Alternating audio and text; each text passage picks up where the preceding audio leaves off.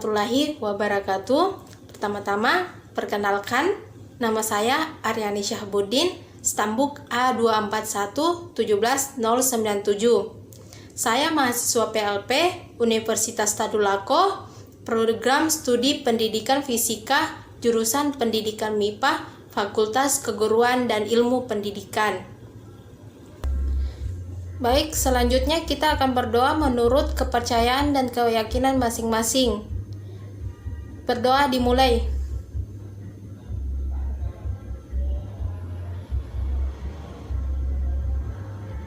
Berdoa selesai. Selanjutnya kakak akan mengabsen melalui Google Form ya. Nanti adik-adik bisa isi di situ. Kakak baginya di WA ya. Kakak harap semua pembelajaran yang kakak jelaskan nanti bisa adik-adik terima ya. Walaupun kita hanya belajarnya melalui daring, dikarenakan kondisi saat ini ya. Semoga adik-adik juga selalu sehat, selalu jangan lupa jaga kesehatan. Baiklah, mari kita sama-sama saksikan video berikut ini. Baiklah, kakak akan menjelaskan radiasi gelombang elektromagnetik. Terlebih dahulu, kakak akan membacakan indikator dan tujuan pembelajaran ini. Yang pertama yaitu indikatornya, mengidentifikasi radiasi elektromagnetik, pemanfaatan, dan dampak dalam kehidupan sehari-hari. Kemudian, tujuan pembelajarannya yaitu, pertama, mengidentifikasi pengertian radiasi elektromagnetik berdasarkan teori Maxwell. Yang kedua, menjelaskan spektrum elektromagnetik. Yang ketiga, mengetahui sumber radiasi elektromagnetik, dan yang terakhir yaitu mengetahui pemanfaatan radiasi elektromagnetik dalam kehidupan sehari-hari. Baiklah, kita masuk ke pengertian radiasi elektromagnetik. Terlebih dahulu kita harus mengetahui apa itu pengertian dari radiasi elektromagnetik. Kakak akan membacakan. Radiasi elektromagnetik adalah kombinasi medan listrik dan medan magnet yang berisolasi dan merambat melewati ruangan dan membawa energi dari satu tempat ke tempat yang lain. Cahaya tampak adalah salah satu bentuk radiasi elektromagnetik. Penelitian teoritis tentang radiasi elektromagnetik ini disebut juga dengan elektrodinamik. Sub bidang elektromagnetisme.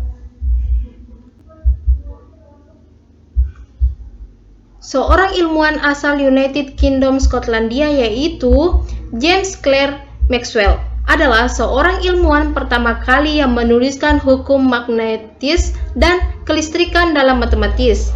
Ia membuktikan bahwa gelombang elektromagnetik adalah gabungan dari gerakan medan listrik dan magnet. Menurut Maxwell, cahaya merupakan salah satu bentuk radiasi elektromagnetik. Ia juga memberikan pemahaman tentang gerak gas dengan menunjukkan bahwa laju molekul di dalam gas bergantung pada suhu masing-masing. Nah, dari hipotesis dia, berdasarkan penelitiannya, dia mengemukakan hipotesis dia mengacu pada 3 unsur fundamental listrik magnet sebagai berikut. Yang pertama yaitu, muatan medan listrik dapat menghasilkan medan listrik di sekitarnya yang besarnya diperhatikan hukum Coulomb. Itu yang pertama. Kemudian yang kedua yaitu arus listrik dapat menghasilkan medan magnet sekitarnya yang besar dan arahnya ditunjukkan oleh hukum Biot-Savart atau hukum Ampere. Yang ketiga, perubahan medan magnet dapat menimbulkan GGL induksi yang dapat menghasilkan medan listrik dengan aturan yang diberikan oleh hukum induksi Faraday. Maxwell berpikir kalau perubahan medan magnet menghasilkan medan listrik, mengapa perubahan medan listrik menghasilkan medan magnet? Menurut aturan Faraday, perubahan medan magnet B menghasilkan medan listrik E yang tegak lurus dengan B dan besarnya bergantung pada laju perubahan B terhadap waktu. Dengan aturan Faraday tersebut, Maxwell meyakini perubahan medan listrik E akan menghasilkan medan magnet B yang tegak lurus E dan besarnya bergantung pada laju perubahan E terhadap waktu. Keyakinan Maxwell ini dikemukakan pada tahun 1864 sebagai hipotesis karena tidak mudah untuk dilanjutkan untuk percobaan ini. Cukup sulit ya adik-adik untuk mengemukakan secara langsung. Dia mengemukakan terlebih dahulu hipotesisnya pada tahun 1864. Kemudian kita lanjut ke sifat-sifat gelombang elektromagnetik. Perubahan medan listrik dan medan magnet terjadi pada saat yang bersamaan. Itu yang pertama. Kemudian yang kedua yaitu arah medan listrik dan medan magnet saling tegak lurus. Yang ketiga, medan magnet listrik dan magnet besarnya berbanding lurus satu dengan yang lain, yaitu menurut hubungan E sama dengan C kali B. Kemudian yang keempat, arah perambatan gelombang elektromagnetik selalu tegak lurus dengan medan listrik dan medan magnet. Berarti antara medan listrik dan medan magnet harus tegak lurus, dia selalu tegak lurus ya adik-adik. Kemudian selanjutnya yaitu gelombang elektromagnetik dapat merambat dalam ruang hampa. Kemudian selanjutnya gelombang elektromagnetik merambat dengan laju yang hanya bergantung pada sifat-sifat listrik dengan magnet medium. Kemudian, lanjut rambat gelombang elektromagnetik dalam ruang hampa merupakan tetapan umum dengan nilai 3 kali 108 M/s, meter per sekon. Gelombang elektromagnetik adalah berupa gelombang transversal. Kemudian yang terakhir yaitu gelombang elektromagnetik dapat mengalami proses pemantulan, pembiasan, polarisasi, interferensi, dan dispraksi atau lenturan. Cahaya yang tampak oleh mata bukan semata jenis yang memungkinkan radiasi elektromagnetik. Pendapat James Clerk Maxwell menunjukkan bahwa gelombang elektromagnetik lain berbeda dengan cahaya yang tampak ada di mata, dan dia punya panjang gelombang dan frekuensi. Bisa saja ada.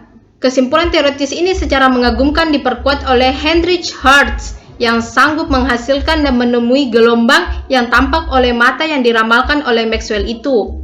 Beberapa tahun kemudian, Guglielmo Marconi memperagakan bahwa gelombang yang tak terlihat oleh mata dapat digunakan buat berkomunikasi tanpa kawat, sehingga menjelmaan apa yang namanya radio itu kini kita gunakan juga buat televisi, sinar X, sinar gamma, sinar infra, sinar ultraviolet adalah contoh-contoh dari radiasi elektromagnetik.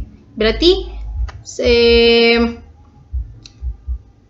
radiasi cahaya-cahaya dari televisi, sinar X, sinar gamma, sinar infra, sinar ultraviolet adalah contoh-contoh ya dari radiasi elektromagnetik. Semuanya bisa dipelajari lewat hasil pemikiran Maxwell. Selanjutnya, sumber radiasi elektromagnetik.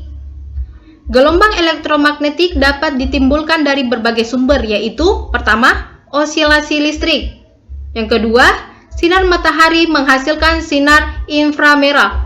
Yang ketiga, lampu merkuri menghasilkan ultraviolet. Yang keempat, penembakan elektron dalam tabung hampa pada kebing logam menghasilkan sinar X digunakan untuk Röntgen. Dan yang terakhir yaitu inti atom yang tidak stabil menghasilkan sinar gamma. Ini adalah gambar-gambar spektrum.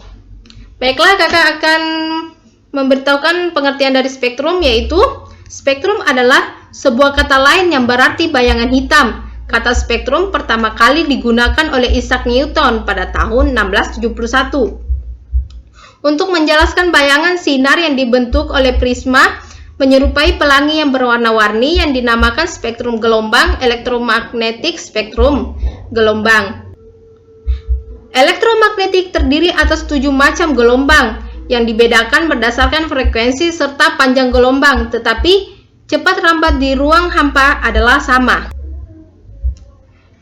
Kemudian gelombang mikro.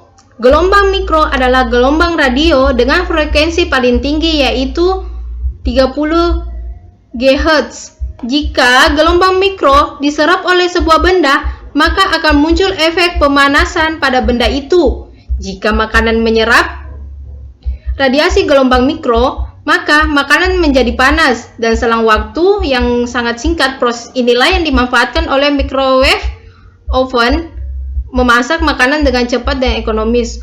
Ternyata di dalam microwave itu terdapat gelombang mikro ya. Contohnya yaitu itu microwave. Kemudian gelombang mikro. Gelombang mikro adalah gelombang radio dengan frekuensi paling tinggi yaitu 30 GHz. Jika gelombang mikro diserap oleh sebuah benda, maka akan muncul efek pemanasan pada benda itu. Jika makanan menyerap radiasi gelombang mikro, maka makanan menjadi panas dan selang waktu yang sangat singkat. Proses inilah yang dimanfaatkan oleh microwave oven memasak makanan dengan cepat dan ekonomis. Oh, ternyata di dalam microwave itu terdapat gelombang mikro ya. Contohnya yaitu itu microwave. Sinar inframerah. Sinar inframerah meliputi daerah frekuensi 10 sampai dengan 1014 Hz atau daerah panjang gelombang 10 sinar inframerah. Ini dapat menembus awan sekaligus dapat menembus awan tebal. Oleh karena itu, sinar inframerah dapat digunakan untuk memotret benda yang letaknya jauh yang tertutup oleh kabut, awan. Sinar inframerah dihasilkan oleh elektron dan molekul-molekul yang bergerak karena benda yang dipanaskan. Foton yang dipancarkan oleh daerah inframerah ini dipergunakan untuk mempelajari struktur molekul. Kemudian, jumlah sinar inframerah ini dipancarkan bergantung pada suhu dan warnanya yang berbeda. Selanjutnya, cahaya tampak. Cahaya tampak sebagai radiasi elektromagnetik yang paling dikenal oleh kita dapat didefinisikan sebagai bagian dari spektrum. Gelombang dari cahaya tampak ini dapat dideteksi oleh mata kita. Panjang gelombang tampak bervariasi tergantung warnanya, mulai dari panjangnya kira-kira 4 kali 10 min 7 meter untuk cahaya violet atau cahaya ungu, sampai dengan 7 kali 10 min 7 untuk cahaya merah. Salah satu penggunaan cahaya tampak yaitu penggunaan laser dalam serat optik yang pada bidang telekomunikasi dan bidang kedokteran, cahaya lampu senter di kegelapan dan cahaya lampu pada bioskop. Dengan adanya cahaya-cahaya tersebut dapat dilihat seperti debu-debu yang berterbangan. Dengan adanya cahaya tampak, teman-teman atau adik-adik pasti pernah menyalakan senter di kegelapan, pasti ada debu-debu yang berterbangan kan? Nah, pasti pernah lihat kan? Sinar ultraviolet. Sinar ultraviolet mempunyai frekuensi dalam daerah 1015 Hz sampai dengan 1016 Hz atau dalam daerah panjang gelombang 10 min 8 meter sampai dengan 10 min 7 meter. Gelombang ini dihasilkan oleh atom dan molekul dalam nyala listrik. Matahari adalah sumber utama untuk memancarkan sinar ultraviolet di permukaan bumi. Lapisan ozon yang ada pada dalam lapisan atas atmosfer yang berfungsi untuk menyerap sinar ultraviolet yang meneruskan sinar ultraviolet yang membahayakan dalam kehidupan manusia di muka bumi. Selanjutnya, sinar X mempunyai frekuensi antara 1016 Hz sampai dengan 1020 Hz. Panjang gelombangnya sungguh sangat pendek ya, yaitu mulai 10 pangkat min 9 sampai dengan 10 pangkat min 6 cm. Meskipun seperti itu, sinar X mempunyai daya tembus yang sungguh sangat kuat ya. Dia dapat menembus buku tebal, kayu tebal beberapa senti ya, sampai dengan plat aluminium setebal 1 cm. Sinar gamma atau sinar yang paling terakhir yaitu sinar gamma mempunyai frekuensi antara 10 sampai dengan 13 Hz atau panjang gelombangnya antara 10 sampai dengan 11 cm.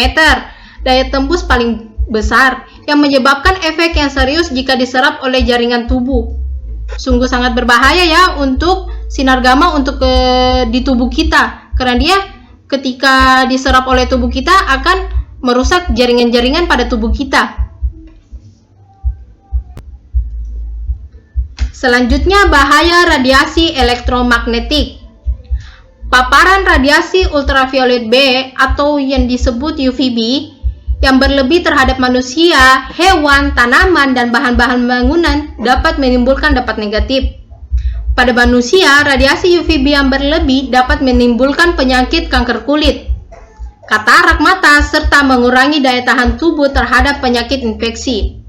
Selain itu, peningkatan radiasi gelombang pendek UVB juga dapat memicu reaksi kimia di atmosfer bagian paling bawah, yang mengakibatkan penambahan jumlah reaksi fotokimia yang menghasilkan asap beracun, terjadinya hujan asam, serta peningkatan gangguan saluran pernapasan. Selanjutnya, pemanfaatan sinar radiasi gelombang elektromagnetik dalam kehidupan sehari-hari. Yang pertama yaitu sinar inframerah. Sinar inframerah memiliki banyak pemanfaatan di berbagai bidang seperti bidang kesehatan dan komunikasi. Di bidang kesehatan, gelombang inframerah dapat mengaktifkan molekul air dalam tubuh. Hal ini disebabkan karena inframerah memiliki atau mempunyai getaran yang sama dengan molekul air, sehingga ketika molekul tersebut pecah, maka akan terbentuk molekul tunggal yang meningkatkan cairan dalam tubuh kita. Kemudian, meningkatkan sirkulasi mikro. Bergetarnya molekul air yang berpengaruh inframerah akan menghasilkan panas yang menyebabkan pembuluh epiler membesar dan meningkatkan temperatur kulit, memperbaiki sirkulasi darah, dan mengurangi tekanan jantung. Kemudian di bidang komunikasi, untuk pencitraan pandangan seperti Nightscope. Kemudian sebagai alat komunikasi pengontrol jarak jauh, inframerah dapat bekerja dengan jarak yang tidak terlalu jauh, kurang lebih 10 meter, dan tidak ada penghalang. Kemudian sinar ultraviolet sebagai sumber vitamin D. Berjemur di pagi hari selama 5 menit ternyata dapat membantu mengubah kolesterol dari kulit menjadi 400 partikel vitamin D. Dengan kata lain, sinar ultraviolet akan membantu mengurangi kolesterol yang dalam tubuh kita.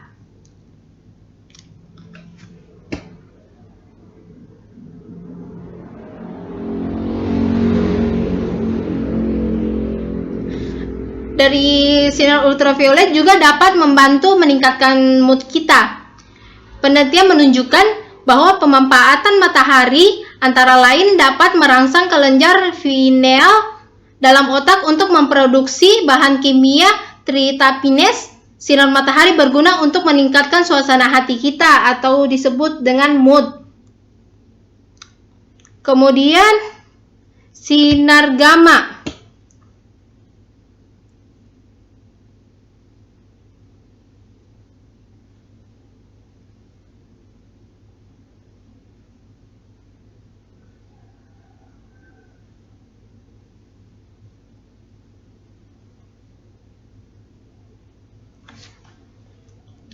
Kemudian sinar gamma di bidang industri. Sinar gamma berguna untuk mengetahui struktur suatu logam.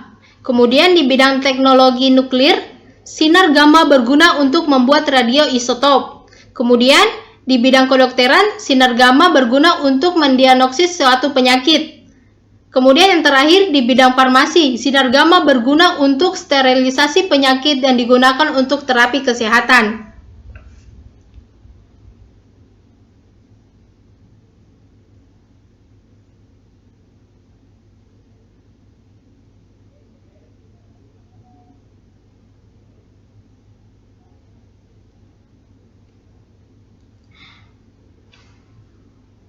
Kemudian sinar X. Di bidang kesehatan, sinar X sering dimanfaatkan untuk mengetahui kondisi organ dalam tubuh manusia tanpa harus melakukan pembedahan. Selain itu, sinar X yang bersifat keras juga digunakan untuk membunuh sel-sel kanker atau yang sering disebut dengan radioterapi. Kemudian gelombang mikro.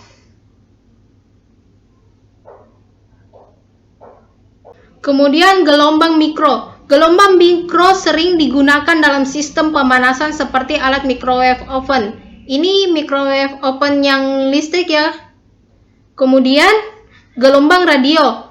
Gelombang radio merupakan salah satu jenis gelombang elektromagnetik yang sering digunakan untuk komunikasi radio dan komunikasi satelit. Baiklah, kakak akan memberikan atau menjelaskan beberapa contoh soal untuk adik-adik. Yang pertama yaitu perhatikan gambar di bawah ini. Adik-adik bisa lihat kan?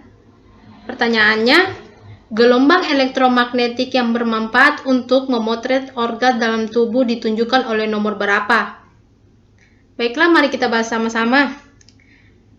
Gambar tersebut menunjukkan spektrum gelombang elektromagnetik dengan panjang gelombang terpendek ke terpanjang atau dari frekuensi tertinggi ke yang terendah. Artinya, urutan spektrum berdasarkan gambar di atas adalah sinar gamma, sinar X, sinar ultraviolet, sinar tampak, sinar inframerah, gelombang makro, dan gelombang radio. Adik-adik harus ingat bahwa gelombang elektromagnetik yang bisa digunakan untuk memotret organ dalam tubuh adalah sinar X. Sinar X ditunjukkan oleh nomor 2. Jadi, gelombang elektromagnetik yang digunakan untuk memotret organ dalam tubuh ditunjukkan oleh nomor 2. Yang ini ya, yang ini. Selanjutnya nomor 2 yaitu tentukan besarnya energi yang terkandung dalam satu sinar dengan panjang gelombang 132 nanometer. Mari kita bahas sama-sama ya adik-adik. Yang pertama, diketahuikan lambdanya 132 nanometer, kemudian C-nya yaitu 3 kali 10 pangkat 8 meter per sekon, kemudian konstanta Planck-nya yaitu bernilai 6,6 kali 10 pangkat 34 joule sekon. Yang ditanyakan adalah energinya kan. Di sini kita menggunakan persamaan Planck, yaitu E sama dengan Hc per lambda. Kemudian H-nya tadi bernilai 6,6 kali 10 pangkat 34. Kemudian C-nya bernilai 3 kali 10 pangkat 8 per 132 kali 10 pangkat min 9. Maka didapatkan hasil untuk energi yang terkandung dalam sinarnya yaitu bernilai 1,5 kali 10 pangkat min 18 joule.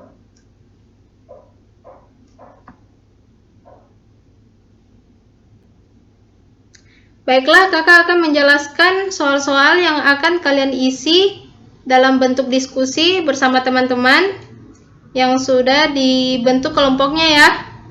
Pertama di sini kalian tulis kelompok berapa kalian, kemudian anggota kalian nama-namanya di sini ya, disebutkan berapa orang.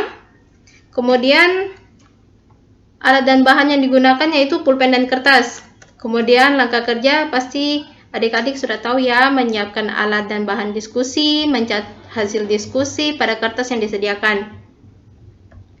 Kemudian soalnya yaitu yang pertama, menjelaskan pengertian radiasi elektromagnetik menurut teori Maxwell. Tadi kakak sudah jelaskan ya, teorinya seperti bagaimana, pengertiannya kayak gimana ya. Kemudian kedua, jelaskan pembentukan spektrum elektromagnetik. Pasti ini udah ada ya, tadi kakak udah jelaskan pembentukan spektrum kayak gimana, susunannya kayak gimana. Kemudian ini menjelaskan sumber radiasi elektromagnetik. Tadi kakak juga sudah jelaskan, ini ada beberapa tadi. Kemudian jelaskan bagaimana pemanfaatan radiasi elektromagnetik dalam sehari-hari. Kemudian yang terakhir, bahaya dari radiasi elektromagnetik dalam sehari-hari. Setelah adik-adik menulis dan menyimpulkan hasil dari pekerjaannya, nanti difoto ya, dikirim di WA kakak, nanti kakak bagi WA-nya, nanti dikirim di situ ya hasil pekerjaannya.